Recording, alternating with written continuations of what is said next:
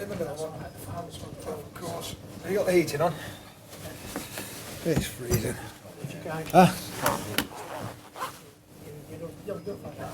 Oh, how you doing? It's okay. Oh. It's really okay.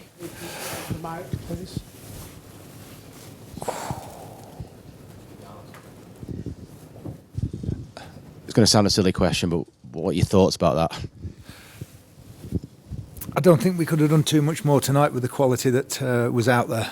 One or two of the goals we'll pick apart defensively and should have done better, especially the first one. But in terms of the gulf between the two teams, it's just far too much for us to comprehend and to make up tonight. And we're talking about Manchester United, Arsenal, and Chelsea trying to bridge the gap between the top, them and the top three. Well, halfway down League One, we've got no chance. So, I mean, the second leg, how will you approach that? Is it just, you're still, you think you'll still enjoy it? We'll just celebrate the same as this one. It's not about tonight, it's about the achievement of Burton Albion reaching the semi-finals of a League Cup or Carabao Cup, whatever, a major cup competition. And that's why we had several thousand supporters here tonight celebrating the fact that we probably will never be here again. And that's how, in our history, that's how big the achievement is for us to make it to this point. And there's a lot of clubs never been to a semi-final. Never. And we've achieved one. Hate losing 9-0, not nice. But I think with what they had on the pitch tonight, it was nothing more than we expected. Nigel, Michael from ITV Central, you must have known you were going to be up against something very difficult, something special. But were you surprised at all by the relentless wave after wave of attack? They didn't stop at all, did they? No, they don't. That's what makes them so good. They're professional and they keep going. They don't ease off at any point, which Spurs didn't at Tranmere, and that's one of the differences between the top teams. And they don't just beat you; they annihilate you. And it's not very pleasant when you're on the other end of it, but that's what they're capable of. And that front five, just said to the players in there, if the front five are playing in the semi-final of the Champions League, if they get there in a couple of months' time, they'll give Real Madrid problems, or whoever they're playing. So they're going to give us problems. I actually thought our goalkeeper made a couple of good saves tonight. I don't think he's cost us a goal and he's conceded 9. But massive learning experience for the young players especially. Reece Hutchinson, 18 years old at left back. Great experience. We can't give them that. We can't buy them that experience. And hopefully they'll take something from it. Not tonight, it'll take a few days because it hurts when you lose by that many. But when we sit down in a week or so, everybody will take a lot from tonight. I say it wasn't about the game tonight, it was just about the achievement of getting there for the club. Anybody else? Oh, there's a lady at the front, steady, Rich, steady. Oh, he's ignored you. He's gone straight past you. Nigel, Yes, go on. Nigel, at what point did you start thinking about Gillingham on Saturday? With regards to substitutions and stuff like that, did you start?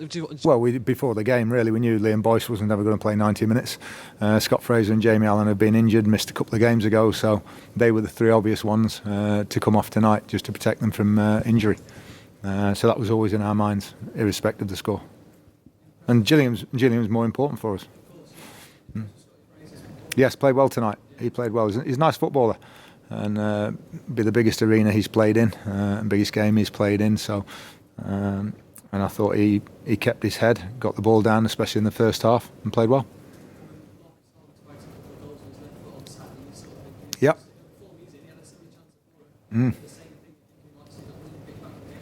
If we wanted to drop to anybody at the moment after his hat-trick at Rochdale, it was him. But he just got underneath it and went over the bar. But great chance.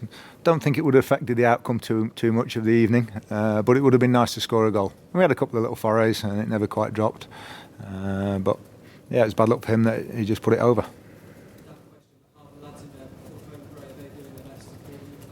Yeah, well, I think they struggled as much as anybody tonight. So, and it's funny because they found that they didn't have anybody to mark for large periods of the evening, and that's the danger. Is that they just pop up in little holes and run beyond you. They don't actually stand up against you as they do in League One, and that's part of the problem.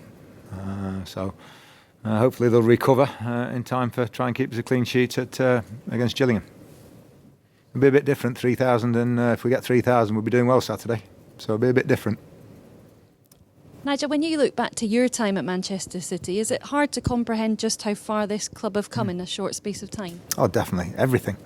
It's quite a long time, though. It's not, unfortunately, it's not a short space of time. It's a good number of years now, 20 odd years. But I think every single aspect of the club.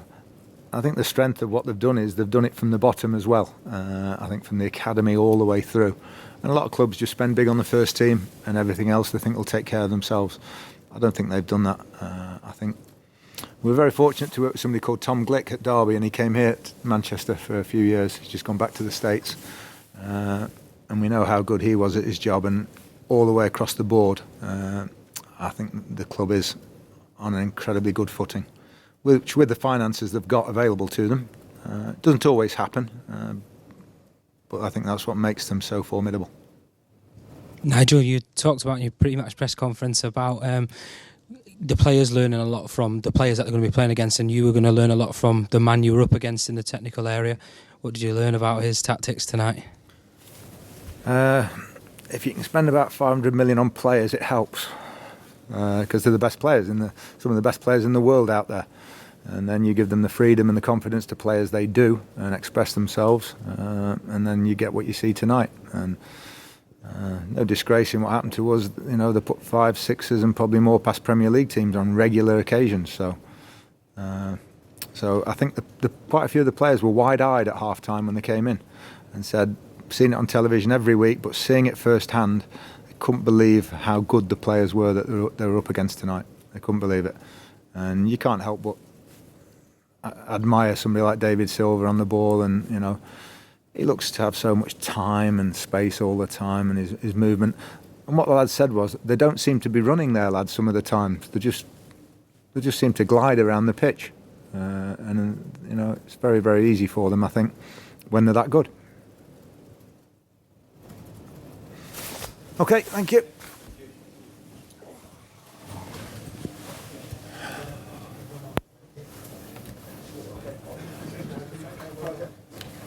Thank you.